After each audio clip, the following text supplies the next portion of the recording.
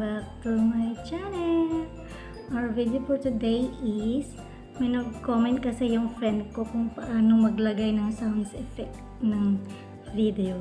Ituturo ko sa inyo kung paano. Okay, first steps natin gagawin ay pupunta ka ng Google.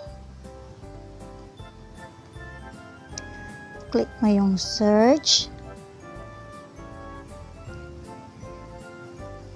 Type mo yung YT MP3. Yan, nasa baba. I-click mo yan. May YouTube to MP3. Yan, click mo. I-steady mo lang yan. Balik ka sa ibang app. Punta ka sa YouTube. Search mo yung, kasi wala akong audience clapping. Ayan. Nasa baba na ka, click mo yan. Tapos,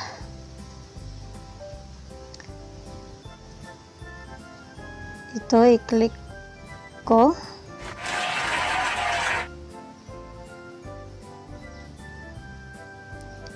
May nakalagay na audience clapping sounds effect. May arrow sa taas. I-click ko yan. Tapos may nakalagay nga copy link. Tapos balik ako doon sa Google. I-paste ko yung link dito. Click mo yung MP3. Tapos i-convert mo. Tapos click mo ulit yung MP3. Tapos i-download mo. Ayan, may nakalagay na audience clapping. Tapos i-click mo yung download. Okay na siya. Na-download na. Tapos, balik. Punta ka ng file manager. Tignan mo yung audio. I-click mo yan. Ayan, nakalagay na sa file manager mo yung audience clapping na sounds effect. Back ka. Punta ako ng KineMaster kung paano gagawin na yung video mo na may sounds effect. Hanap tayo ng video, yan.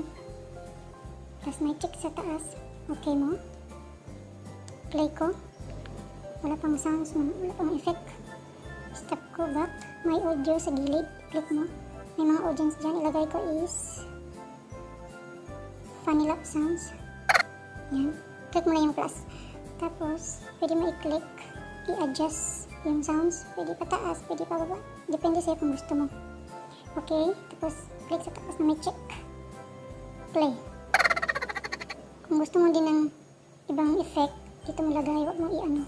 Dapat may space para hindi maano ni Lolo. May audio sa gilid. I-click. Ilagay ko na naman yung children's API. Click mo yung plus. Click mo yung green. Tsaka i-adjust mo. Tapos adjust mo yung volume. Pababa ulit, pataas. Depende sa anong gusto mo. Click mo yan. Then okay. Tapos balik ko. Then play.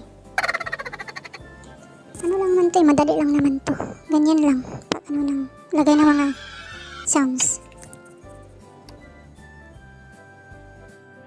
Sana may natutunan kayo sa video ito, lalo na sa mga small YouTuber kagaya ko.